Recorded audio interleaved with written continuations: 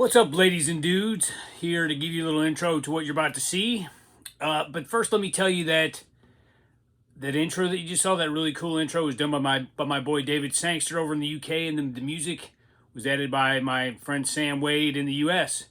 Put two geniuses together, you get a really sweet ass intro. All right, we're gonna be talking to Julie today. She's a very entertaining lady with Parkinson's. I'm gonna put her Instagram because I forgot to ask her about it as per usual. I'm gonna put her Instagram in the link below. Check it out. Hope you enjoy the show. What's up, guys? It's J Mac, Jeremy Mac, here for another fantastic episode of Not Just Parkinson's. I'm joined today by my new friend Julie.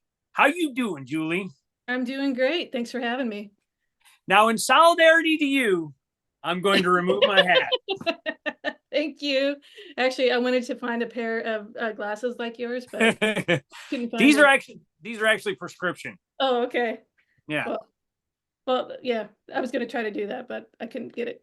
I couldn't get my stuff. I couldn't get them. I actually had somebody ask me if I use these to eliminate dyskinesia. I'm like, well, I would if they helped, I would, but no, it's a style choice. I'm a big Ozzy Osbourne fan, and as you know, he Nice. usually has glasses on. Yeah. Well, it's so cool to be here. Thanks for having me again. You're very welcome. Tell us a little bit about your new haircut. Well, I had DBS surgery 10 days ago. No. Bilateral asleep DBS. And it was actually done, it's normally done in 2 stages. I had it done in 1 stage. So they implanted the device and the leads, the wires, and the device all in one. So what's the recovery time on that? they say it's the same. So like 2 weeks is 2 weeks is what they normally ask for in terms of being able to turn on the device, but just because of scheduling in my doctor's schedule, they're not going to turn mine on until April 2nd. How long have you been diagnosed? How long ago were you diagnosed, I should say? 6 years ago. So I was 44, diagnosed January of 2018, after about 4 months of going from doctor to doctor to doctor. And, like so many other people that have young onset, I was just told it's Parkinson's. And my reaction was, I'm too young. And they say, Michael J. Fox, and here's a prescription. And we'll see you in 4 months. And let me ask you, what was your first reaction besides disbelief? Was there any anger? Was there any fear? Was there any frustration? Any disbelief? Get a little bit more into your diagnosis and what your feelings were, because I think everybody has kind of a similar one, but people go in different directions. I'm really curious. That's one of the first things I always ask people is, what was your gut reaction? Honestly, I was a little bit, it's kind of weird, like relieved. I thought could have been something more serious. It was a little bit of, what do I do next? Just think, like 6 years ago, doesn't seem that long ago, but there wasn't the online community that we have right now for PD. So I actually felt very alone. I was referred to like a local support group, but at that point, I didn't feel like I needed a support group. I was just going to handle it on my own. And I don't know if that was a good or bad thing. I don't know. Well, here's the thing, and this is what me and my wife found out when I was first diagnosed. And you may be able to speak to this. There are some communities out there, online communities, that are very different than the kind of hopeful, positive, as much as you can be with this disease perspective. Now, a lot of them are end of life. I mean, that's the majority of it. It's like my wife got in and she was reading stuff about hospice, and she's like, I can't deal with this. So that's kind of the first thing we learned, is just be careful where you drop your fishing line in, because you may get something that does not really apply to you. Did you find that?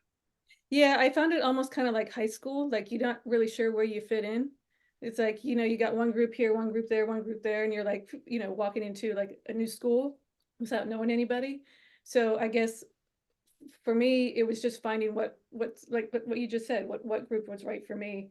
In that could be like, there's groups that like focus on exercise.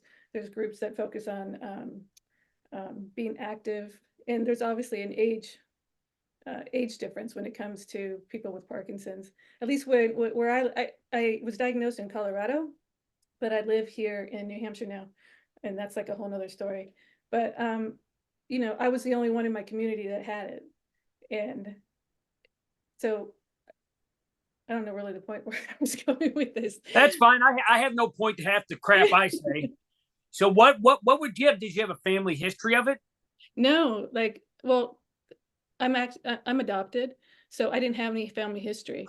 Okay, yeah. That's. I mean, you may, but you wouldn't know.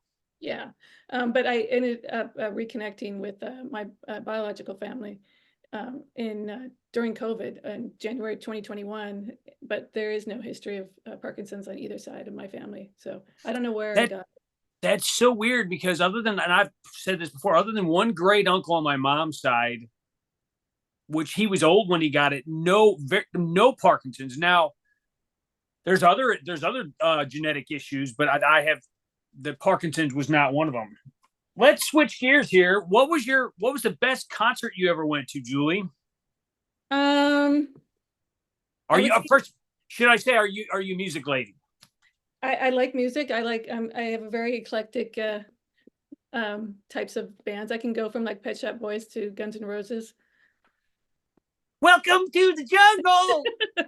But actually well, how about I start with my first concert was U2 Joshua Sure. Tree. It's like Oh hell yeah, that was probably a legendary show right there. That's one of my top albums right there. And I'm not a huge U2 fan because some of their stuff can be a little bland for me, but that album is flawless. completely agree. Completely agree. I saw it in LA, Los Angeles at the Coliseum. Um, and my brother took me. And so, I mean, just the whole experience was cool because I was like in high school, it was my first concert. And of course, he took me and then left me there to go hang out. But you know, What's another great concert you went to? actually, Tom Petty was I saw Tom Petty at Red Rocks. My first Red Rocks concert when I lived in Colorado. I had lived there for like 10 years and I never went to Red Rocks. And my husband, he was my boyfriend at the time, said, let's go see Tom Petty. Awesome I concert. I saw Tom Petty and Aerosmith open for him. I think, and Tom Petty was, he was not like a big like crazy rock star, like, but he just such good songs. He had amazing guitars, as you probably know. I was a guitar player. I loved his guitar. Stevie Nicks came out at one point. And they sang a few songs together. Yeah, Tom Uh, Petty, gone too soon. Gone too soon. I totally agree. Aerosmith's one of my favorite bands as well. I've seen them Best 2 or 3 times in concert. best show I've ever been to, and I'm not the world's biggest Aerosmith fan. I've got some records, and I love their songs, but I was just blown away by Steven Tyler. I was just blown away by that dude. Yeah, his moves and his obviously that I can't say it, his voice when he does Yeah, dude looks like a lady. So, what is your greatest fear about living with Parkinson's? Actually it's developing dementia. I don't know. I don't know if you find yourself asking people, did you hear that or did you see that? I just want to make sure that you know you're seeing the same thing I'm seeing. And Well, my psychiatrist every 3 months she asks me, "Are you experiencing hallucinations?" And I say, no. Sometimes I wish I was because I wish sometimes I'd see some happy stuff instead of the daily grind of PD. But that's a very real fear, and I think David Sangster and one of my other guests said the exact same thing because, I mean, as we know, Robin Williams was originally diagnosed with Parkinson's, but then we later found out it was Lewy body dementia, right. which I'm not an expert, but it's kind of like different pages of the same book. So Exactly. that's a very frightening thing. And I know Michael J. Fox has spoken about how he's got to be careful how much amantadine he takes because he sees things. In fact,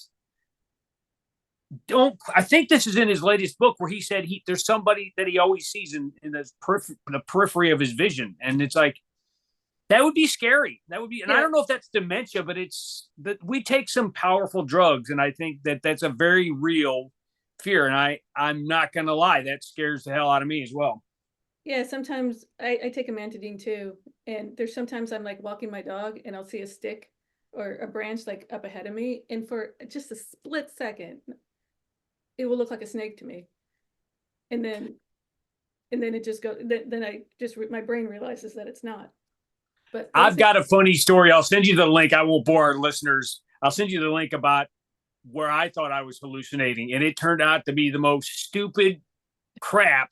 And I laughed afterwards, but it scared the hell out of me. So I'll send you the thing because I think you'll get a kick out of it. It's actually a humorous ending, unlike some stories that you actually are seeing things aren't there.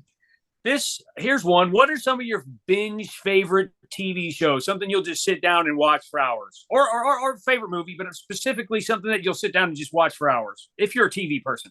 oh yeah, I watch ton of TV. I Right mean, now, what else are we gonna do? right? Like I have to, I have to do nothing for like 2 weeks, so I've just been binge watching. Of course, I'll watch old episodes of Friends, um, and Law and Order. They have like 30 seasons, and at one point I was like, maybe I should start at season one, but I don't have all No, that. you'll never get through it. But recently, I just watched the whole 3 seasons of Ted Lasso on Apple I've TV. heard that's amazing. I have not watched that yet. It's great. It was, everyone talks about not sleeping with Parkinson's, but I was not sleeping because I kept like hitting next. Here's my problem. I watch scary shit before bed, and my wife would be like, "Do we really have to watch Schindler's List or some horrible war documentary or like some horror movie?" Because she's like, she gets kind of weird dreams. I'm like, I live with weird dreams, so I'm like, she'd be like, "I watch scary stuff, and I have bad dreams." I'm like, "Welcome to my world." Yeah, yeah. But I'm That also, but I also like funny shit, as you probably could tell by my personality. I could tell. I'm a big Office fan. I love Steve Carell. He's so funny. I know it's kind of an overrated show at this point. Friends is I've actually been getting back into Friends again. Yeah, I like The Office, and there's a whole generation. My stepkids, they're 14, 17, 20, and then I have my daughter she's 20. They all got into The Office, and I'd be just walking in the living room and they have episodes of The Office on. I actually started watching it because they were watching it. I never watched it when it was actually on network TV. And I think it's hilarious. One of my all-time favorite lines from that show, and to put it in context, Michael Scott and Dwight Schrute are standing in a hotel room.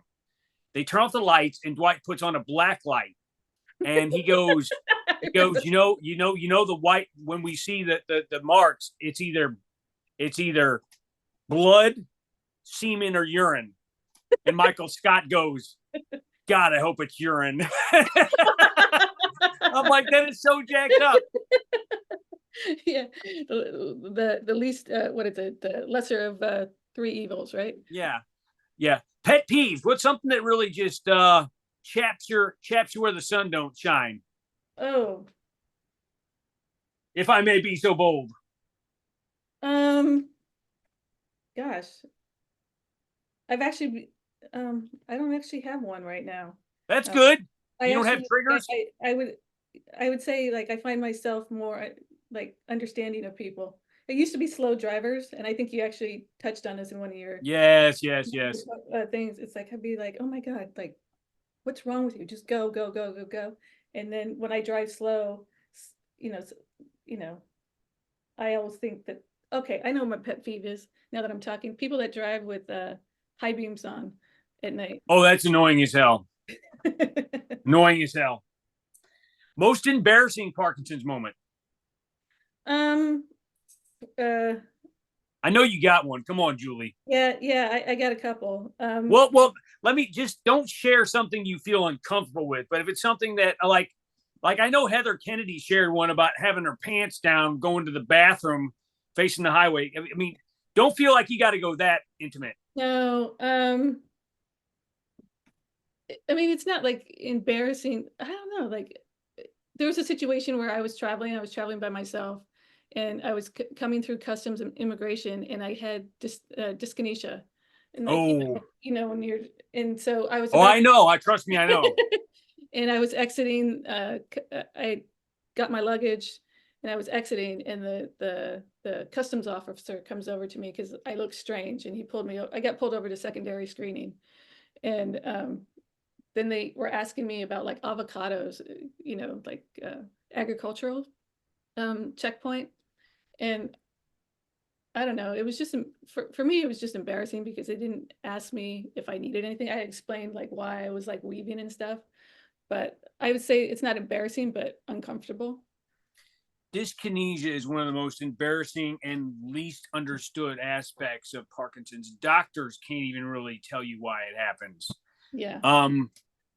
I generally try to time my interviews when I'm not dyskinetic, but it doesn't always work. For instance, with Sangster, I was a little dyskinetic at the end, but I mean, here's the thing, and I learned this from my good friend Jennifer Sullivan over at the Wiggles Project. There's a plug for Jennifer. She's like, what other people think about you is none of your business, which is like, it's easy to say, but it's hard to do sometimes.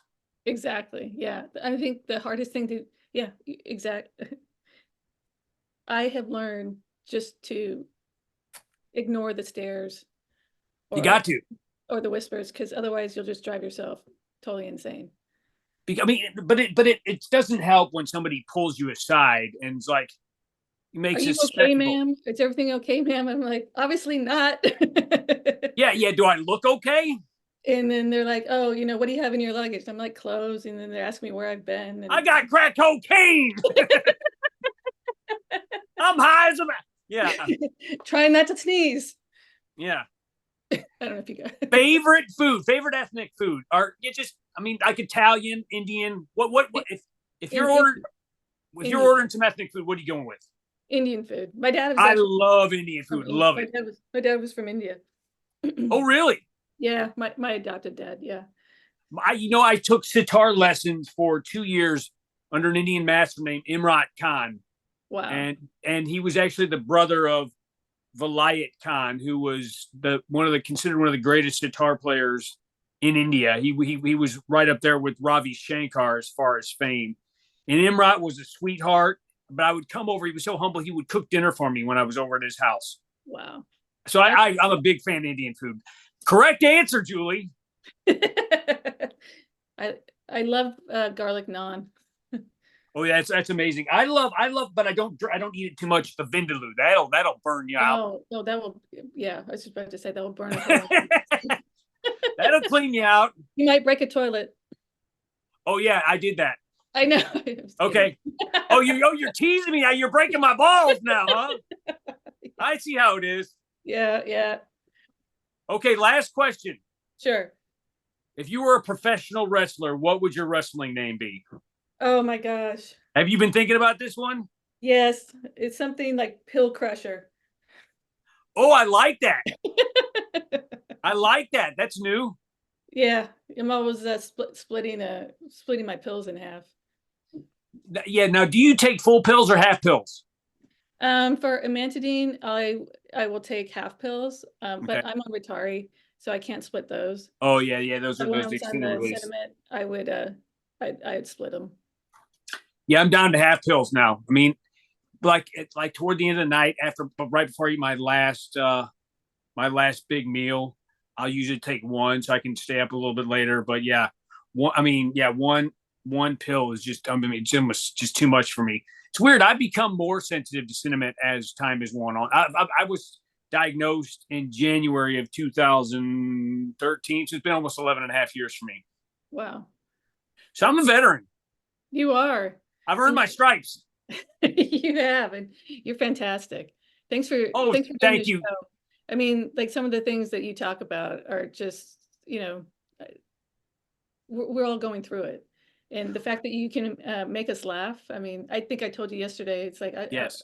I'll watch your videos and I'll just be sitting in the room cracking up that you're saying. And my husband's like, what are you laughing at? What's this jackass doing now? I loved how last night or yesterday when we were talking, and I said I was out on my deck. You're like, are you in your boxers? That I actually told my wife when she came home. She's like, "Oh, somebody gets your jacked up sense of humor." I was like, "I guess." That is, I mean, like I said, that is the biggest compliment that you could ever give me, is that I make you laugh, because this disease is not funny. No, it is not. But yeah, so thank you. No problem, Julia. I'm actually glad you contacted me. I have a lot of people contact me, and sometimes you just don't know if they're going to translate and how open they're going to be. But you were amazing. You're amazing. And by the way, even with your head shaved, you look beautiful. By the way. Oh, thank you. Yeah, just so everyone knows, I actually reached out to Jeremy and said, I think you should have me on your show. And you were absolutely right, ma'am. Cool. Okay, so till next episode, be excellent to yourselves. I will. Love you all.